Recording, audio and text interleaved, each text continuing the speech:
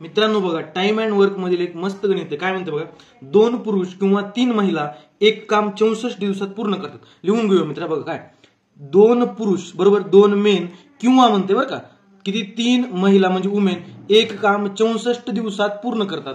पुन्हा काय म्हणते मित्रांनो, तर 6 पुरुष आणि 7 महिला ते काम किती दिवसात पूर्ण करतील. मित्रांनो आपलं काय विचारलं, दोघं मिळून किती दिवसात काम पूर्ण करतील. हा म्हणजे किती, 6 पुरुष अधिक दिले मित्रांनो, इथे किंवा नाहीये, 7 वुमेन ते काम किती दिवसात पूर्ण करतील. आता मित्रांनो बघा, आपल्याला प्रत्येकाची क्षमता माहिती का कार्याची नाहीये, त्यामुळे काय करू आपण, एकतर मेनला वुमेन मध्ये करू किंवा वुमेनला मेन मध्ये करूया. मित्रांनो सोपं आपल्याला काय होते, मेनला वुमेन मध्ये करूया. बघा, 2 पुरुषांची कार्यक्षमता 3 महिलांच्या बरोबर आहे. किती, 2 पुरुषांची कार्यक्षमता 3 महिलांच्या बरोबर आहे.